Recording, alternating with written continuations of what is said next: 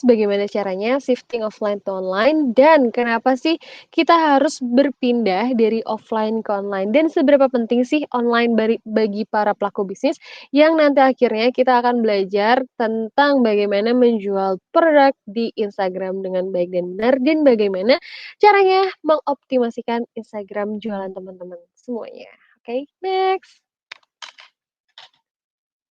Nah, fakta nih, aku punya fakta tentang, beberapa penjualan offline nih, curhat dengan Twitter, permintaan dari Tanah Abang turun, next. Terus juga ada berita tutupnya 2 gerai matahari, lesunya sektor retail, ada apa sih gitu. Next lagi. Nah, setelah Manggarai, Blok M, Glodok, jadi mal-mal itu pada tutup, next. Era digital. Nah, ini di garis bawahi, digital pengaruhi penutupan toko konvensional di ibu kota, next. Nah, ini dia yang waktu itu beritanya sempat hot banget karena kita kaget kan, yang mana supermarket yang besar itu, yang namanya Giant bisa tutup. Kenapa? Karena ada pergeseran yang namanya perilaku konsumen. Karena perilaku konsumen sekarang itu, apalagi kita udah ada budaya mager kan, teman-teman pasti tahu apa itu mager. Apa jangan-jangan teman-teman salah satu dari mager-mager tersebut ya? Nah, dari perilaku konsumen yang mager ini, akhirnya konsumen lebih memilih untuk belanja online dan juga perilaku konsumen yang biasanya sebelumnya para konsumen belanja online itu biasanya untuk kebutuhan sebulan penuh atau kebutuhan, jangka panjang.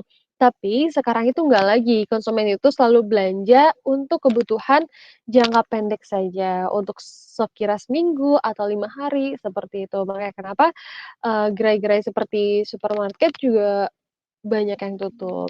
Next. Nah, di sini juga ada data pertumbuhan pengguna internet. Seperti kita tahu internet itu nggak bisa dipungkiri kan, maksudnya, internet itu bisa dibilang sebuah, perkembangan zaman, apalagi perkembangan digital, yang mana dewasa ini nggak ada satu orang pun yang ninggalin handphone, bener nggak? Nih, teman-teman coba cek aja, kalau bangun subuh yang dilakuin apa dulu? Cek WhatsApp dulu atau sholat dulu? Pasti cek WhatsApp dulu kan, apa-apa pasti dulu yang dicari, itu satu. Apalagi kalau bangun tidur paling kesel itu, kalau lupa HP-nya nggak dicas semalaman, itu udah kesel banget pasti ya. Tuh kata Alam Syahri, kaum rebahan katanya. Oke, next. Nah, di sini juga ada data pengguna internet berdasarkan wilayah. Seperti kita tahu juga bahwa di Pulau Jawa itu pengguna internet paling besar. Next.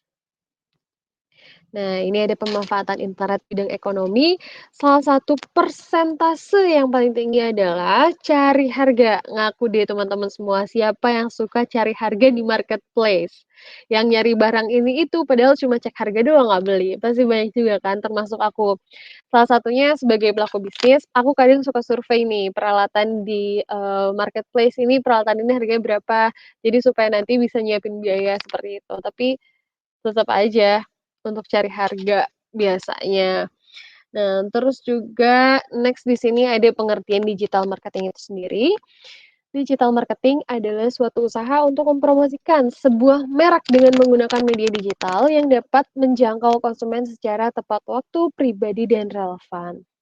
Nah, kenapa sih harus digital marketing?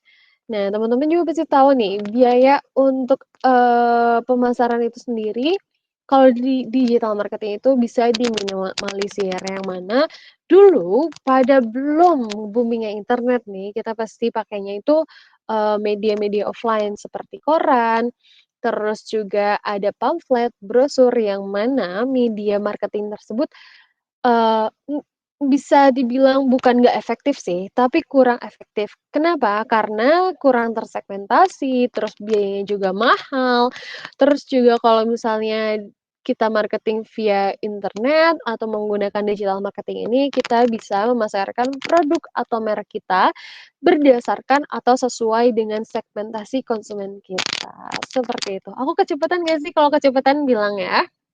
Oke, ada yang komen juga nih, internet adalah sebuah perkembangan zaman. Betul juga Kak Alif. Halo Indri, halo Kak Fatur. Oke, next.